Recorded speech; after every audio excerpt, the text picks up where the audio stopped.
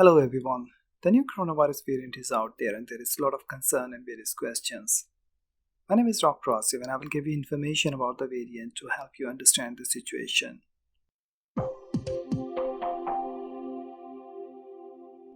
By mid-November, while the cases of coronavirus were going down in the country, there was an unusual finding in part of London. It was found that in areas of Kent and Medway, the cases were rising despite standard measures. It eventually turned out that the rise in cases was due to a new coronavirus variant strain. It is important to understand that this is not the first time that a coronavirus variant has emerged. Since the start of the pandemic, we have seen a number of variants, including L, S, V, G, GR, GH, and GV, while O group includes all other variants. All these variants were already in the circulation. The new variant has been termed UVI 2020-1201. It is very different from the other variants. It is 70% more transmissible, which means it spreads very easily and very quickly. It has increased the R number by 0.4, scaling up the R number from 1.5 to 1.8. And it has been found in every part of UK and even other countries. The shocking thing is that all these variants have emerged just in a period of 12 months, which shows how rapidly this virus mutates, and we don't know what other mutants will emerge.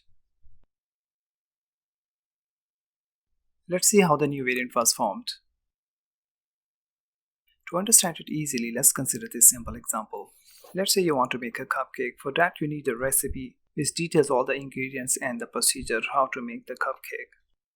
In the same way, to make a coronavirus, all the instructions are available on its RNA in the form of genetic code. Using resources of the host cell, RNA can provide all the instructions to make the new viruses. So how the things go wrong?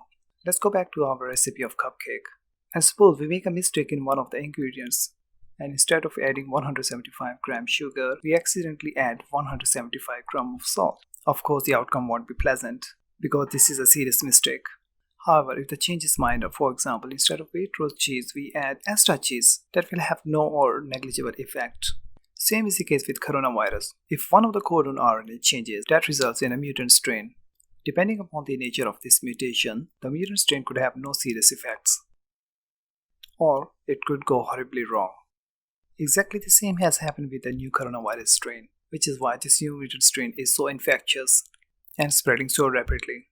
Let's look closely at the RNA of the new mutant virus strain. It has been found that the mutant strain has not just 1, 2, or 3, but 11 different mutations, which result in amino acid changes in the resulting proteins. And this is not everything to worry about. In addition, there are 3 deletion mutations, which means 3 of the sequences are missing, and that results in amino acid deletions. So in total, there are 14 mutations, and at the moment, we can't say for sure how dangerous will be the effect of all these mutations altogether. One of these mutations, called N501Y, causes change in the surface protein of the virus. This is worrying because antibodies produced by the vaccine attach these proteins. So if these proteins change, there is a possibility that the vaccine might not work as efficiently as it should be. And secondly, the routine testing might not work. One of the deletion mutation is at position 6970, and this mutation affects PCR tests. So PCR tests might not be able to detect the virus. So let's have a look at the overall possible concerns from the new variant. The first concern is the text failure. Therefore, the labs have been issued with guidance to adapt processes to ensure that PCR tests can detect this variant. The second possible concern is vaccine failure. There is no definite answer yet how much vaccine efficacy will be affected. Theoretically, all vaccines induce a broad immune response. So far, there has been no variant that could make a vaccine less effective, but we can't say anything for sure with this new variant. The third concern is increased mortality. Although there is no increase in mortality yet, but there is a possibility of increased mortality. The fourth concern is it's highly infectious. It is 71% more infectious and results in higher viral load and spread very easily and very quickly from person to person. And the final concern is about the children infectivity, and this is quite worrying. Children have been in general safe so far. However, there is a general shift in the distribution of the virus towards children. So what we can do to stop the spread of new variant?